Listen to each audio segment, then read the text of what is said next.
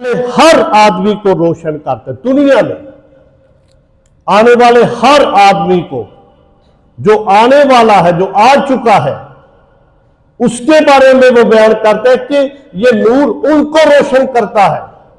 और खुदावंद यीशु मसीह ने यूहन्ना की अंजील ही के मुताबिक जब वो हैकल में खड़े थे, हैकल के अंदर एक बहुत बड़ा फानूस था, उसको देखकर खुदावंद यीशु मसीह ने कहा कि दुनिया का नूर मैं हूं।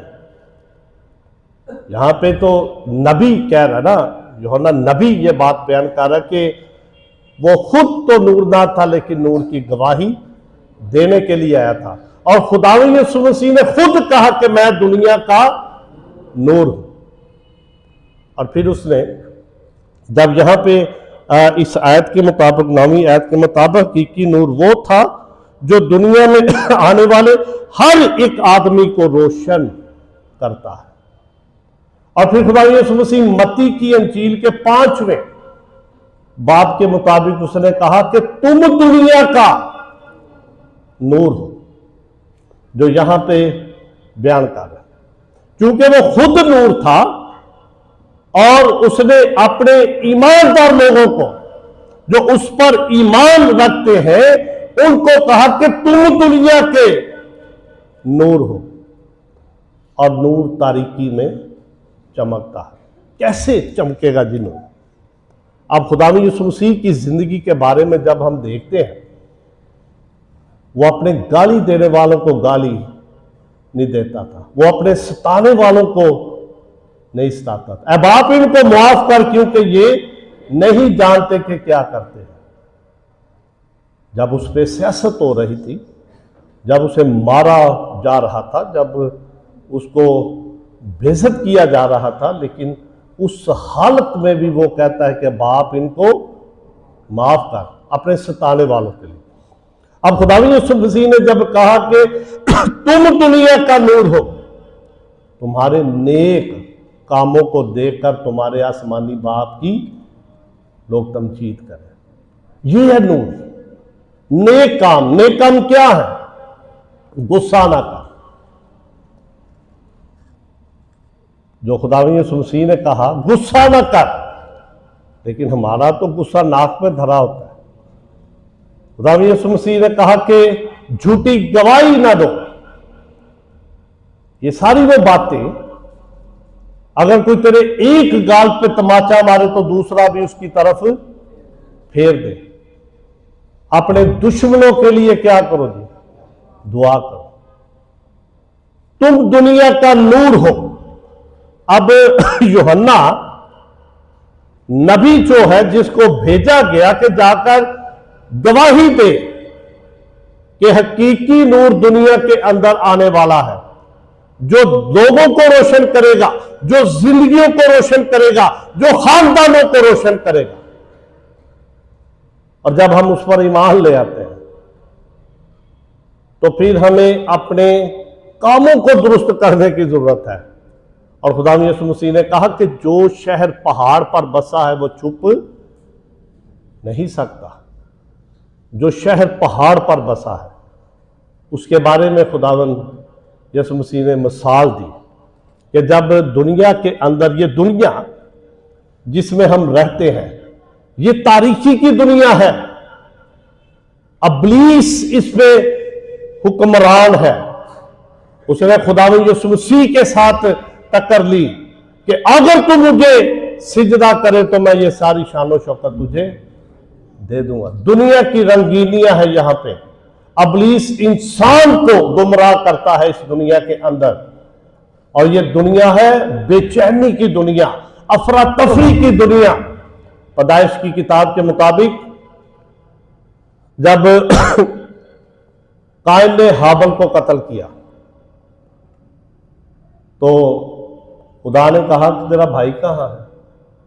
उसने कहा जी मुझे क्या पता है। उसने कहा तेरे भाई का खून मुझे पुकारता है। उसको सजा दी गई। उसके बाद लिखा है कि वो नूद के इलाके में जाकर बस गया। नूद क्या है? ये कोई खास इलाका नहीं है, जो खास जगह नहीं है।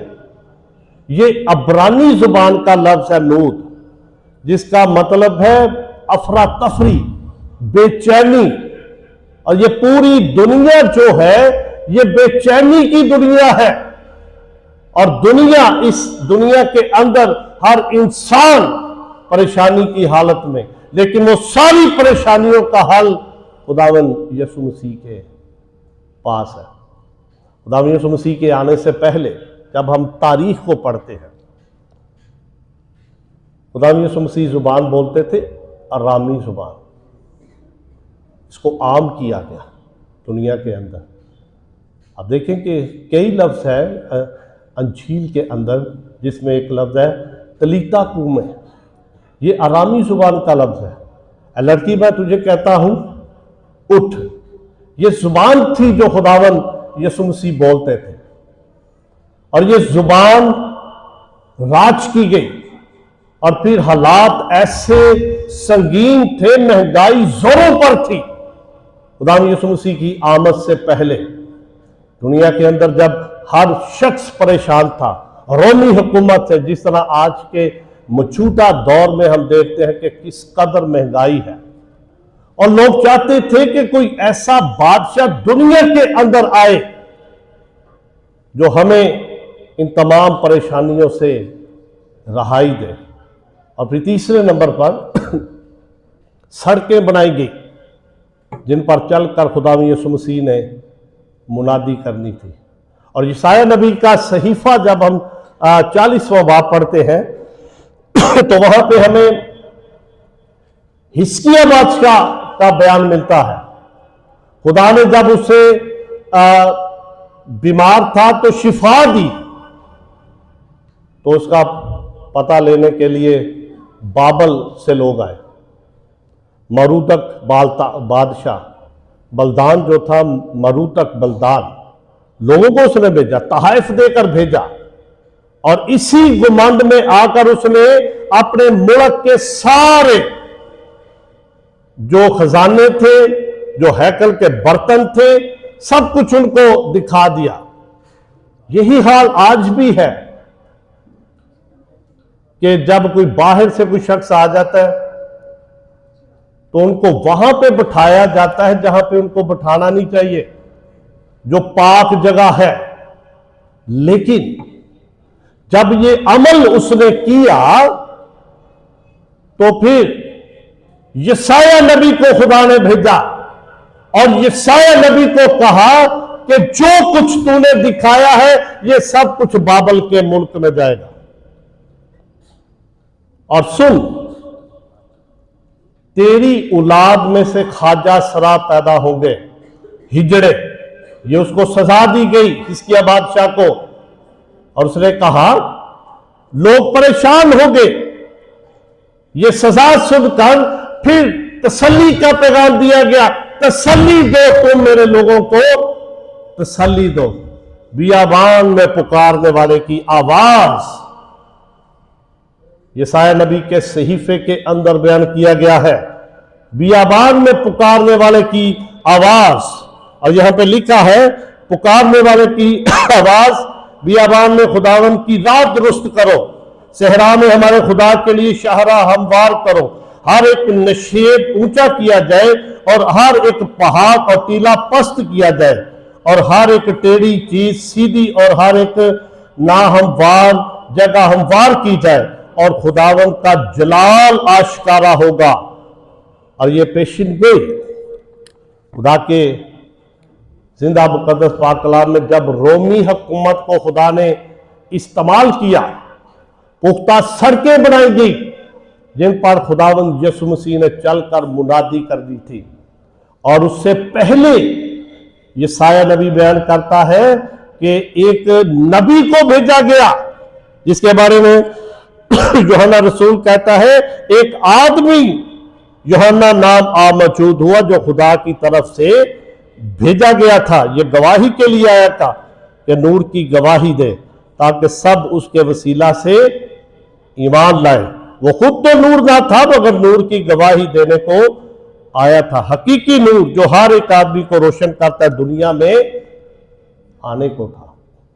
हकीकी नूर तो मैंने पहले बयान किया कि आ चुका है, लेकिन फिर भी हम उसकी याद में, उसकी आमद, क्रिसमस से पहले हम इन संडे को सेलिब्रेट करते हैं।